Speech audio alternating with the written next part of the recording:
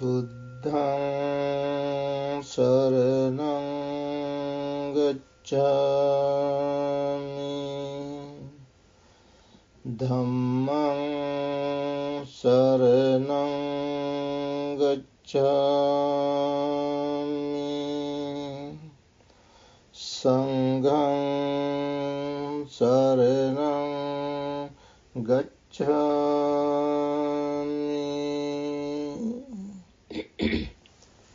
Friends, last Friday we had a riddle. Tonight we have a debate. This is a debate between the Buddha and a debater named Saccaka. It's a debate. This is based on the discourse number 35 of the middle length teachings of the Buddha, Majjhima Nikaya. Saccaka, the shorter discourse to Saccaka. In the time of the Buddha, there was a debater named Saccaka. By this time, the Buddha was dwelling at Vaishali, Visala, or Vesali, in a particular wood. There was a peaked roofed house. So the Buddha lived there. On this occasion, Saccaka, he was not a follower of the Buddha. He was a follower of a Jain Mahavira, Nigantanataputta. He himself was living there at the same city.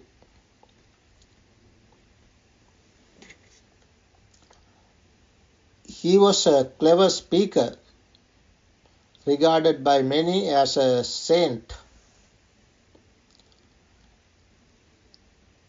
He was sort of boasting about himself. Wherever he goes,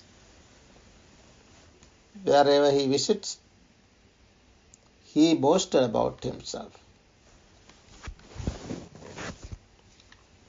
This is how he said, I see no recluse or Brahmin, the head of an order, the head of a group, the teacher of a group, even one claiming to be accomplished and fully enlightened, who could not shake, shiver, and tremble and sweat under the armpits if he were to engage in debate with me. Even if I were to engage a senseless post in debate, it would shake, shiver, and tremble if it were to engage in debate with me. So, what shall I say of a human being? That is sort of boasting.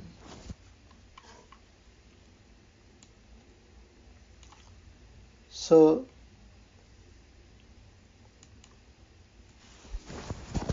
one day in the morning, Venerable Assaji, Venerable Assaji was the fifth disciples of those who listened to the first sermon of the Buddha. Of the group, the fifth one is Assaji. Kondanya, Vappa, Baddhya, Mahanama, and Assaji. Assaji is the last name. Early morning, Venerable Assaji was going from house to house, collecting his arms. Saccaka, this debater, saw him.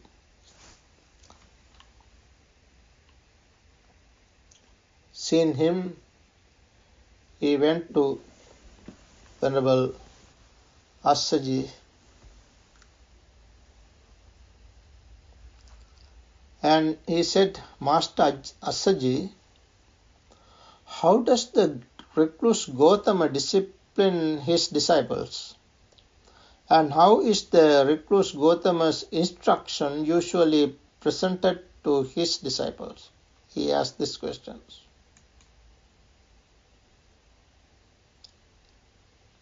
Then Venerable Assaji said, this is how the Blessed One disciplines his disciples, Agivesana. Agivesana is his name, Saccaka's name, another name for him. And this is how the Blessed One's instruction is usually presented to his disciples. What is the instructions of the Buddha? To discipline his disciples.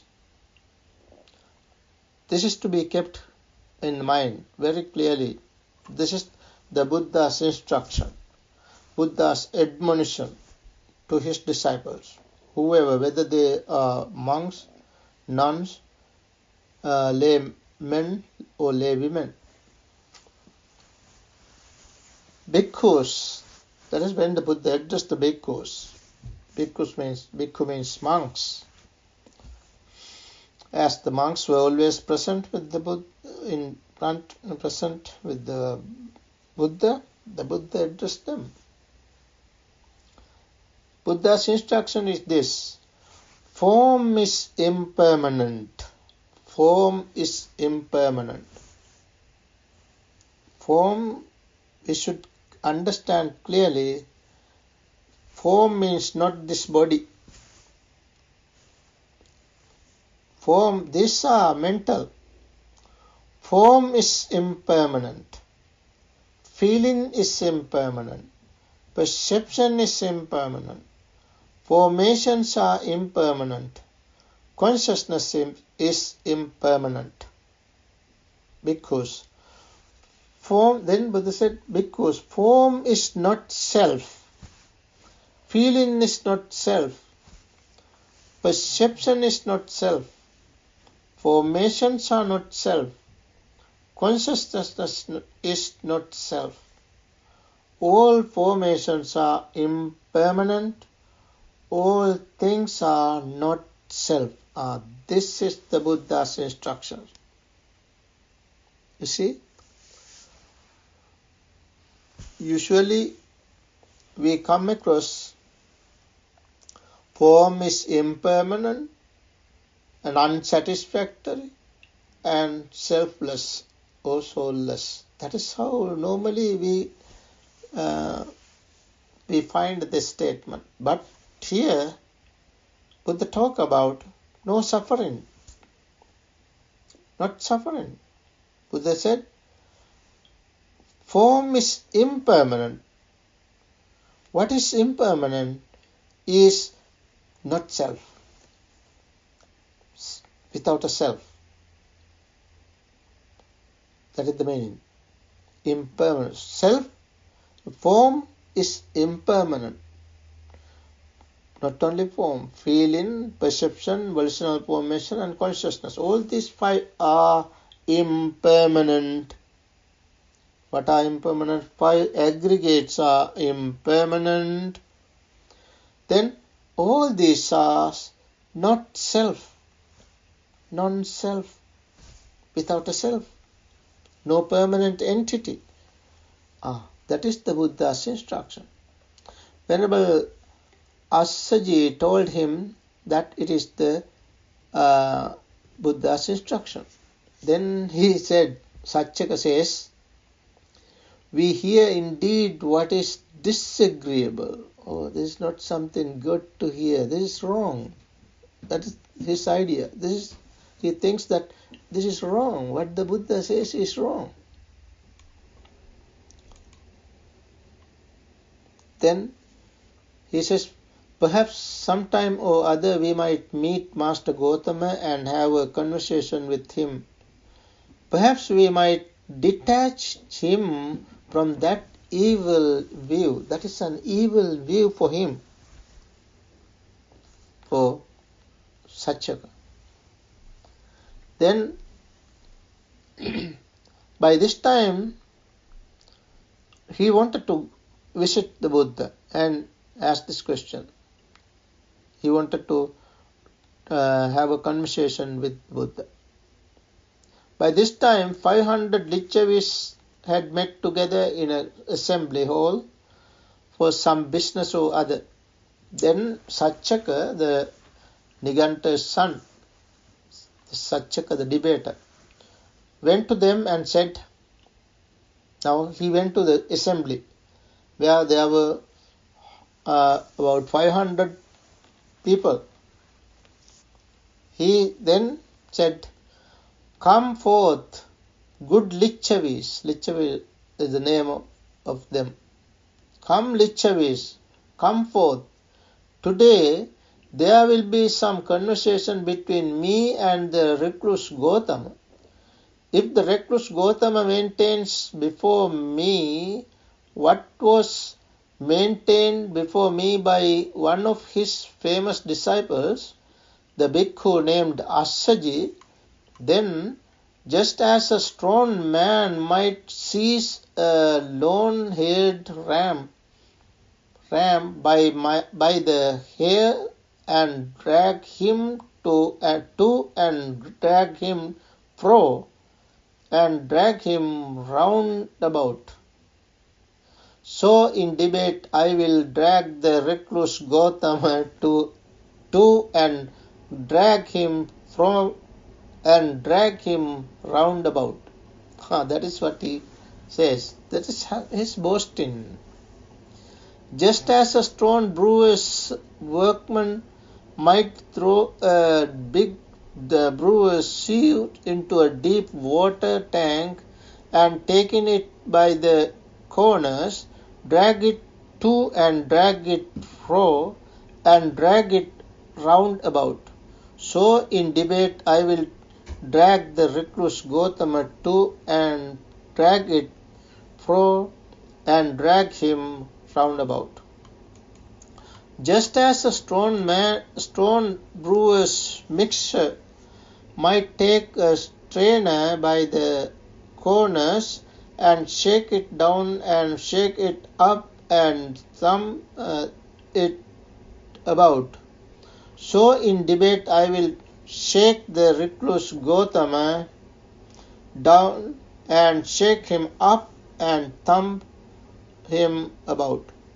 And just as a 60-year-old elephant might plunge into a deep pond and play in the game of hem washing, so I shall enjoy play in the game of hem washing with the recluse Gautama. Come forth, good Lichavis, come forth. Today there will be some conversation between me and the recluse Gautama. That is how he invited the group to see this debate. Thereafter, the Lichavis said, how can the recluse Gautama refute Saccaka, the Niganta's son, assertion? On the contrary, Saccaka, the Niganta's son, will refute the recluse Gautama's assertion. And some Lichavis said, who is Saccaka, the Niganta's son, that he could refute the Blessed One's assertions? His statement. On the contrary, the Blessed One will refute Saccaka, the Niganta's son's assertion. The Saccaka, the Niganta's son, went with 500 Lichavis to the hall with the peaked roof in the great wood. So he went together with the group, he went to see the Buddha. Now on that occasion, a number of bhikkhus were walking up and down in the open. Then Saccaka, the Niganta's son, went up to them and asked, "Where is Master Gotama staying now, sirs? We want to see Master Gotama." Then the monks said, "The Blessed One has entered the great wood, Agivesana, and is sitting at the root of a tree for the day's abiding." Now he went there together with the group. He exchanged greetings with the Blessed One, and after this courteous and amicable talk was finished, he sat down at one side. Some of the Lichavis paid homage to the Blessed One and sat down at one side. Some exchanged greetings with him, and when this courteous and amicable talk was finished, sat down at one side. And some extended their hands in reverential salutation towards the Blessed One and sat down at one side. This is how the people normally visited the Buddha. They did those days. Not only those days, even today, when the people visit temples, meditation centers, they do the same thing. Some pronounce their name. When they visit, they say, "Oh, Bhante, I am so and so," and then respect and sit aside. That's what they did. Some pronounce their names and clan in the Blessed One's presence and sat down at one side. Some simply go there, creep in. Some kept silent and sat down at one side. Then Saccaka, the Niganta's son, the debater, said to the Blessed One, the Buddha, "I would like to question Master Gotama on a certain point. If Master Gotama would grant me the favor of an answer to the questions." Then the Buddha said, "Ask what you like, Agivesana." How does Master Gotama discipline his disciples? And how is Master Gotama's instruction usually presented to his disciples? That was the question. That was the same question he had to Venerable Assaji. Now the Buddha said, "This is how I discipline my disciples, Agivesana. And this is how my instruction is usually presented to my disciples." Now the Buddha's instruction. Bhikkhus, form is impermanent, feeling is impermanent, perception is impermanent, formations are impermanent, consciousness is impermanent. Bhikkhus, form is not self, feeling is not self, perception is not self, formations are not self, consciousness is not self. All formations are impermanent, all things are not self. That is the way I discipline my disciples, and that is how my instruction is usually presented to my disciples, the Buddha said. Then he says, "A simile occurs to me, Master Gotama." Saccaka says, "Explain how it occurs to you, Agivesana," the Buddha said. Just as when seeds and plants, now Saccaka says, please listen attentively. Now Saccaka says, just as when seeds and plants, whatever their kind, reach growth, increase, and maturation, all do so in dependence upon the earth, based upon the earth, and just as when strenuous works, whatever their Whatever they are kind are done, all are done in dependence upon the earth. Based upon the earth, so too, Master Gautama, a person has material form as self, and based upon material form as he produces merits or demerit. A person has feeling as self, and based upon that feeling he produces merits or demerit. A person has perception as self, and based upon perception he produces merit or demerit. A person has formations as self, and based upon these formations he produces merits or demerit.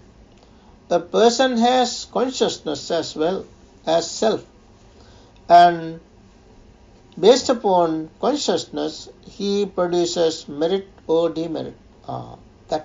Now he is talking about self. When the Buddha said it's not self, referring to not self, he was not satisfied. He says now things happen because made based on self.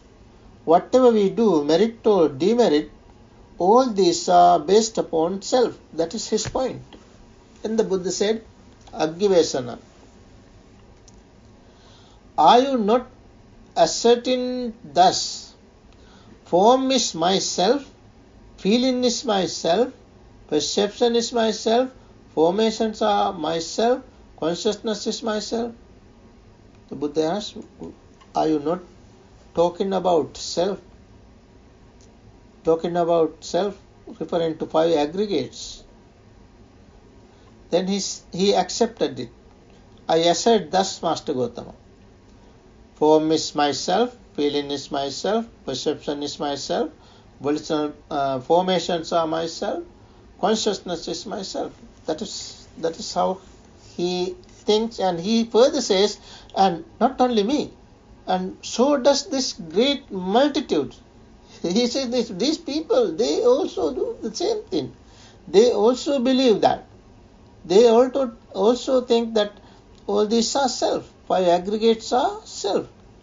Then the Buddha said, what has this great multitude to do with you, Aggivesana? Please confine yourself to your own assertion alone.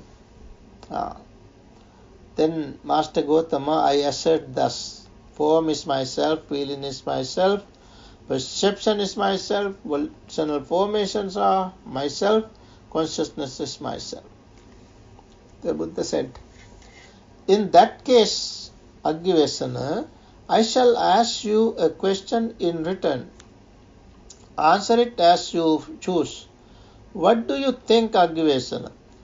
Would a head-anointed noble king, for example, King Pasenadi of Kosala or King Ajatasattu Vedehaputra of Magadha, exercise the power in his own realm to execute those who should be executed, to find those who should be fined, and to banish those who should be banished? The Buddha asked him. Master Gautama, he says, Master Gautama, a head-anointed noble king, for example, King Pasenadi of Kosala or King Ajatasattu Vedehaputra of Magadha, would exercise the power in his own realm to execute those who should be executed, to find those who should be fined, and to banish those who should be banished. For even those oligarchic communities and societies such as the Vajjins and the Mallas exercise the power in their own realm to execute those who should be executed, to find those who should be fined, and to banish those who should be banished. So all the more, so should be head-anointed noble kings such as King Pasenadi of Kosala or King Ajatasattu Vedehi of Magadha, he would exercise it, Master Gautama, and he would be he would be worthy to exercise it. He should be worthy to exercise his power, because they have the power. Then the Buddha said, "What do you think, Agavesana? When you say thus, form is myself, do you exercise any such power over that form as to say, let my form be thus, let my form not be thus?" Just like the king orders, the king exercises his power. The Buddha's point is this: as the kings, different types of kings, even many types of kings, they exercise their power, the rulers. The Buddha asked him whether he would be able to exercise his power. The Saccaka. When he says, form is myself, Buddha said, do you exercise any such power over that form as to say, let my form be thus, let my form not be thus? Can you say so to your form, feeling, perception, volitional formation and consciousness? When this was said, Saccaka, the Niganta's son, was silent. He failed. A second time, the Blessed One asked the same question, and a second time, Saccaka, the Niganta's son, was silent. Then the Blessed One said to him, Agavesana, answer now. Now is not the time to be silent.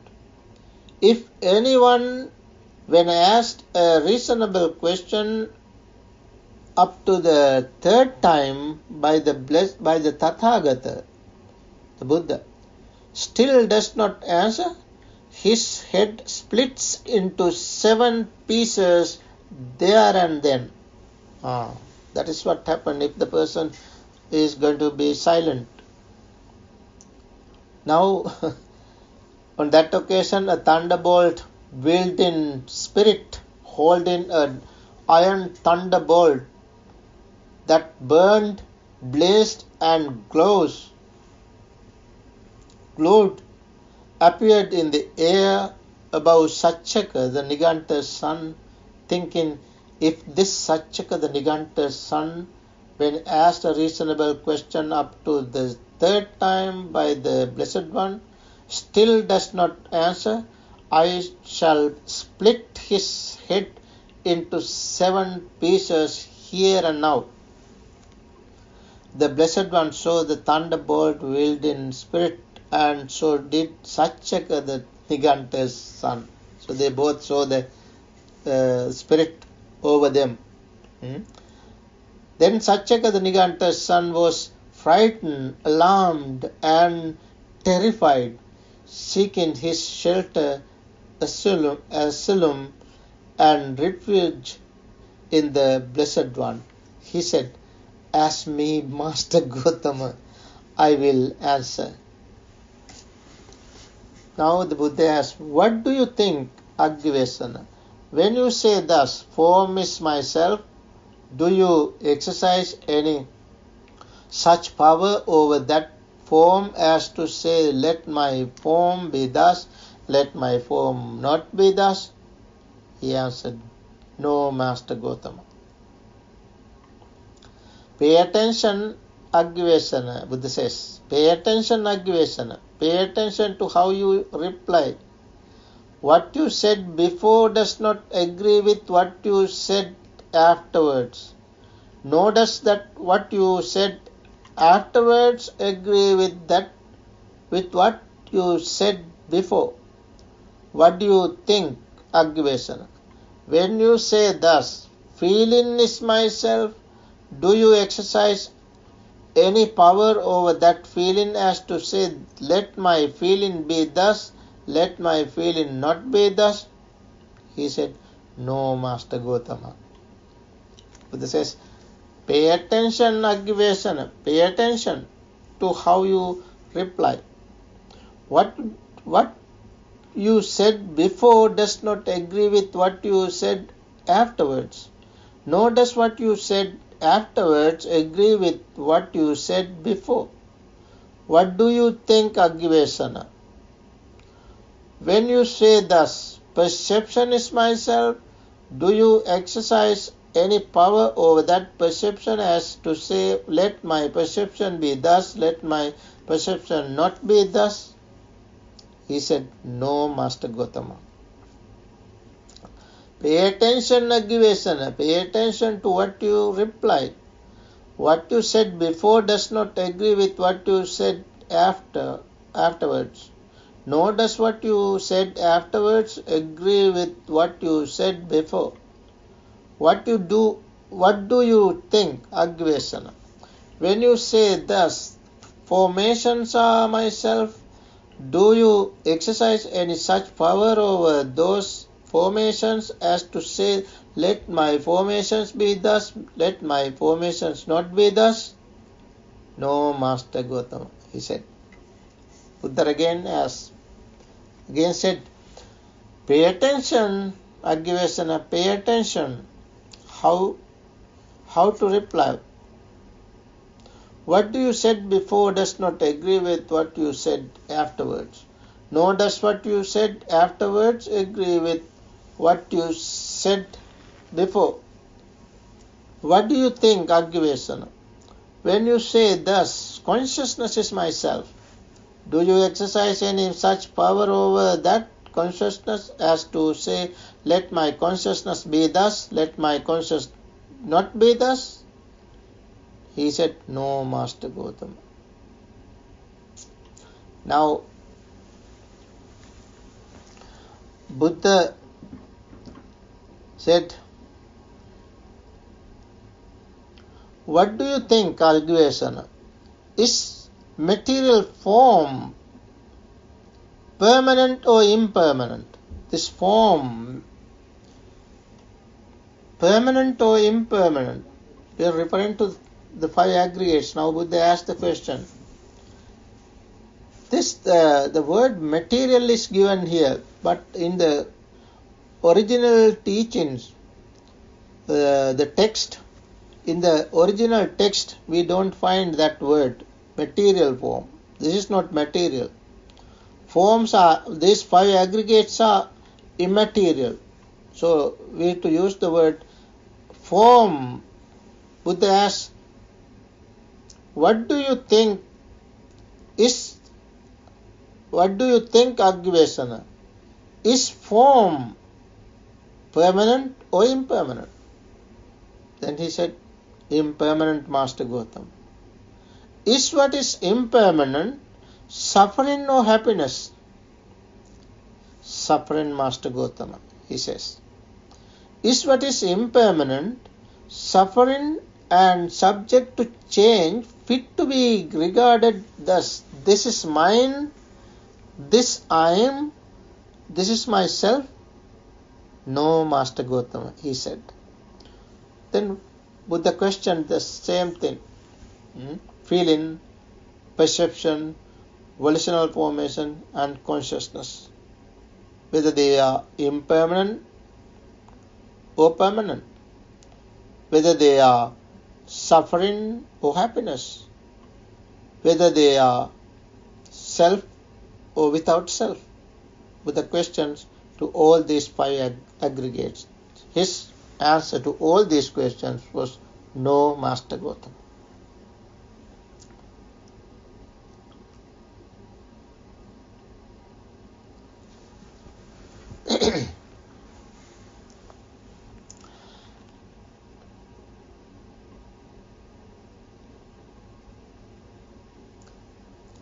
Now, what do you think, Agvesana? Buddha says, what do you think, Agvesana? When one adheres to suffering, resorts to suffering, holds to suffering, and regards what is suffering thus, this is mine, this I am, this is myself. Could one ever fully understand suffering oneself or abide with suffering utterly destroyed? How could one, Master Gautama? No, Master Gautama, he said. What do you think, Agavesana? That being so, do you not adhere to suffering, resort to suffering, hold to suffering, and regard what is suffering thus? This is mine, this I am, this is myself. How could I not, Master Gautama? Yes, Master Gautama. That was his reply. So, it is as though a man needing heartwood, seeking heartwood, wandering in search of heartwood, were to take a sharp axe and enter the wood, and there he would see a large plantain trunk, straight, young, with no fruit bud core. Then he would cut it down at the root, cut off the crown, and unroll the leaf seeds. But as he went on unrolling the leaf sheaths, he would never come even to any sapwood, no even sapwood in the plantain trunk. Let alone heartwood, no heartwood. So too, Agavesana, when you are pressed, questioned and cross-questioned by me about your own assertion, your own statement, you turn out to be empty, vacant and mistaken. But it was you who made this statement before the Vaisali assembly. That is what he said. When he went to the assembly, he said this. He said, I see no recluse or Brahmin, the head of an order, the head of a group, the teacher of a group, even one claiming to be accomplished and fully enlightened, who would not shake, shiver and tremble and sweat under the armpits if he were to engage in debate with me. Even if I were to engage a senseless post in debate, it would shake, shiver and tremble if it were to engage in debate with me. So what shall I say of a human being? That was his boasting. The Buddha reminded him. Now there are drops of sweat on your forehead, and they have soaked through your upper robe and fallen to the ground. Now Buddha sees his sweat. But there is no sweat on my body now. The Buddha said, no sweat on my body. You have sweat from head down, dropping. And the Blessed One uncovered his golden colored body before the assembly. When this was said, Saccaka, the Niganta's son, sat silent, dismayed, with shoulders drooping and head down, glum and without response. Now, there was a young man, Dhammaka, his name was Dhammaka, the son of Lichavis himself. Seeing Saccaka, the Niganta's son, in such a condition, said to the Blessed One. Now Dhammaka, that young man, says, a simile occurs to me, Master Gautama. Then the Buddha said, explain how it occurs to you, Dhammaka. This young man says, suppose, Venerable Sir, not far from a village or town, there was a pond with a crab in it, and then a party of boys and girls went out from the town or village to the pond, went into the water, and pulled the grab out of the water, and put it on dry land. And whenever the crab extended a leg, they cut it off, broke it, and smashed it with sticks and stones, so that the crab, with all its legs cut off, broken, and smashed, would be unable to get back to the pond as before. So too, all Saccaka the Niganta's son's contortions, writhen, and vacillations have been cut off, broken, and smashed by the Blessed One. And now he cannot get near the Blessed One again for the purpose of debate. That is how that young man said.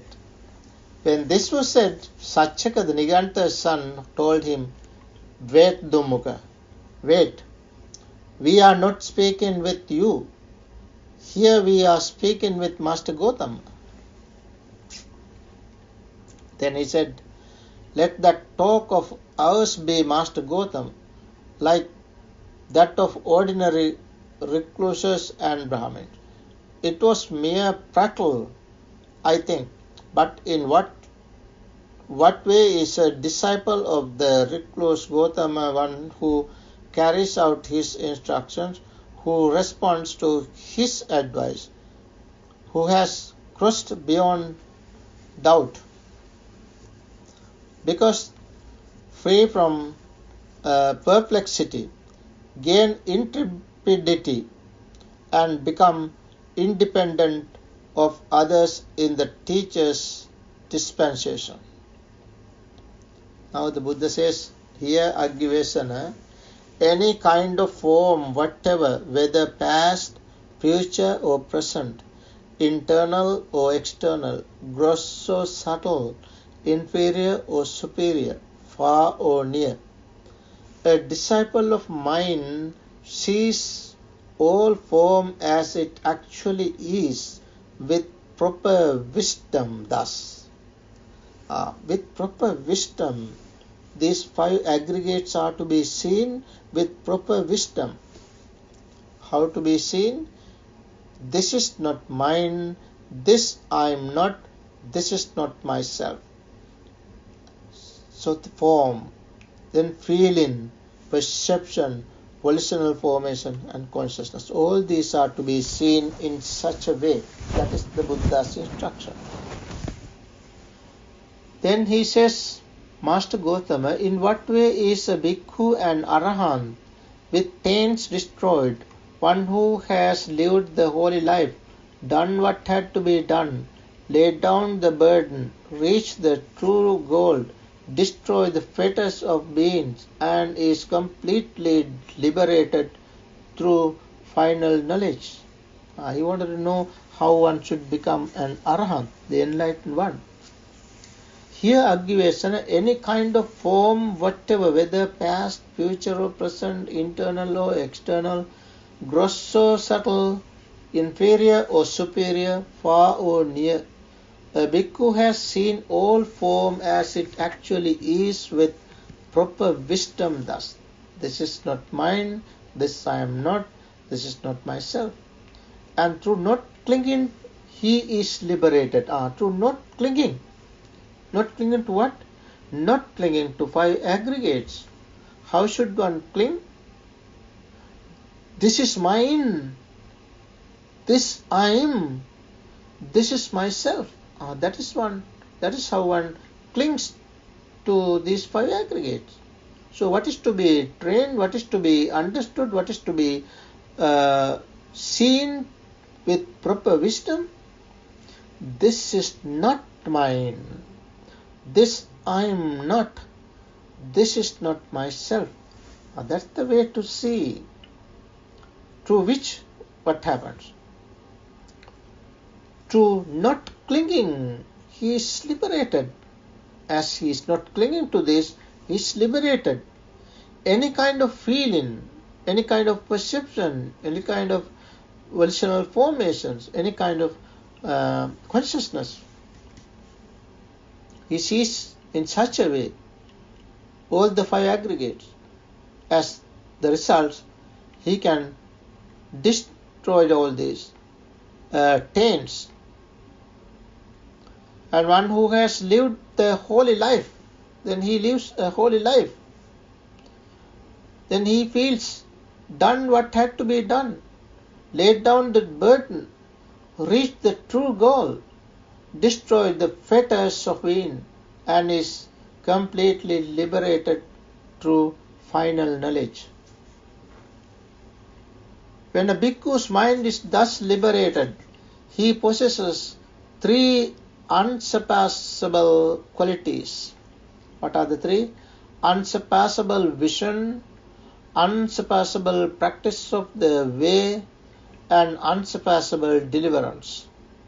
When a bhikkhu is thus liberated, he still honors, reveres, and venerates the Tathagatas thus. When one attains enlightenment, one has the same reverence, honor, veneration to the Buddha. How do they venerate the Buddha?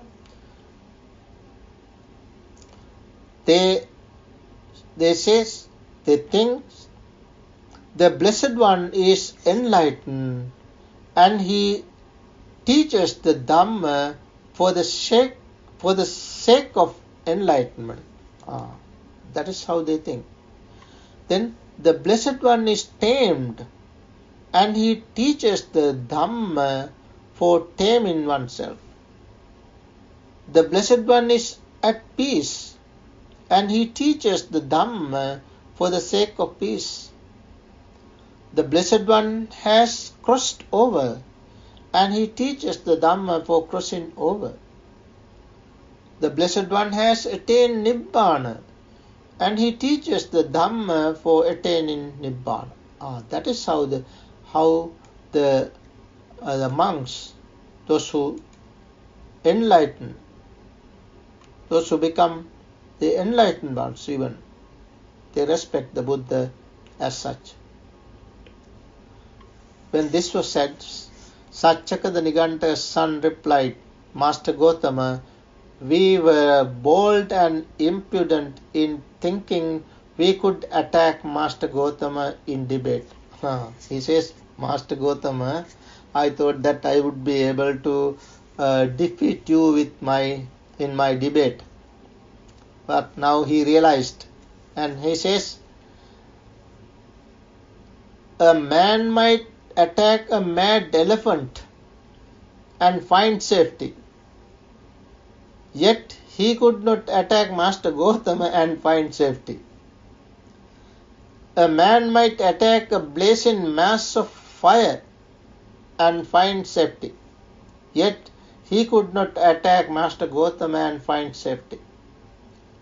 A man might attack a terrible poisonous snake and find safety.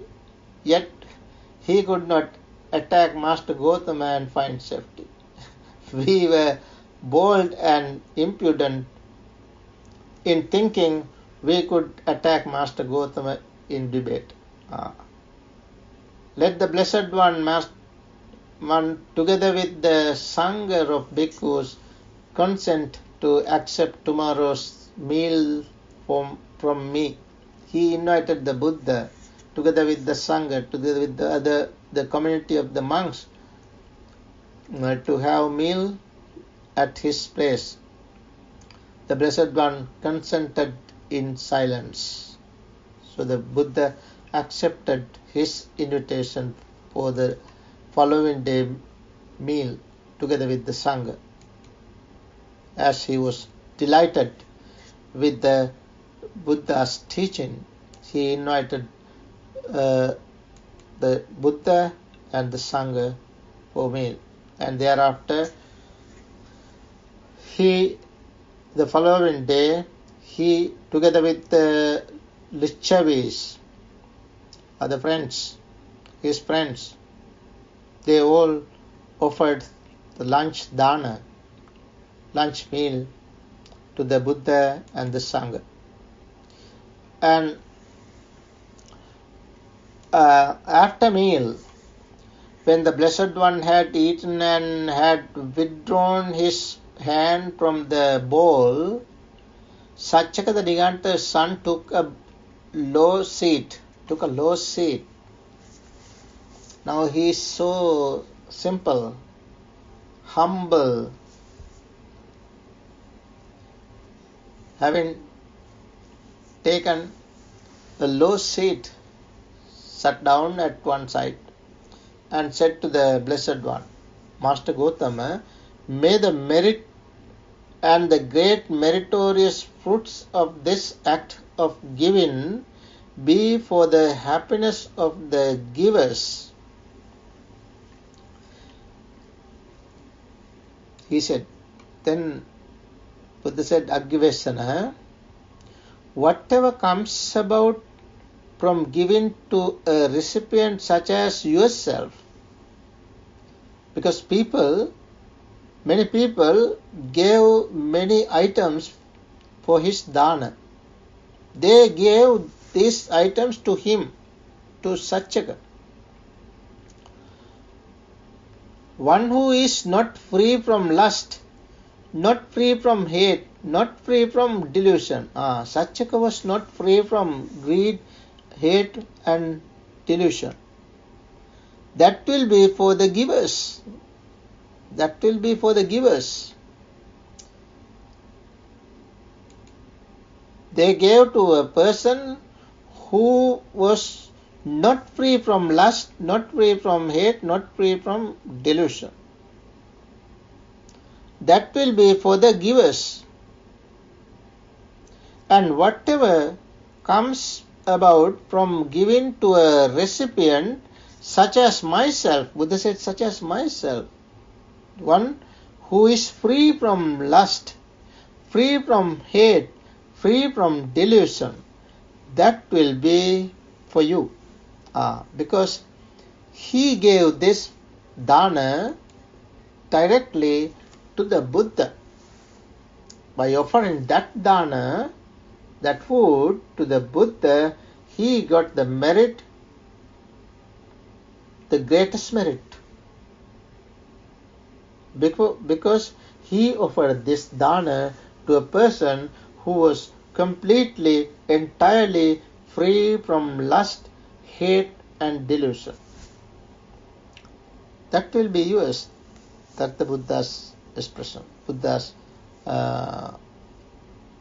instructions.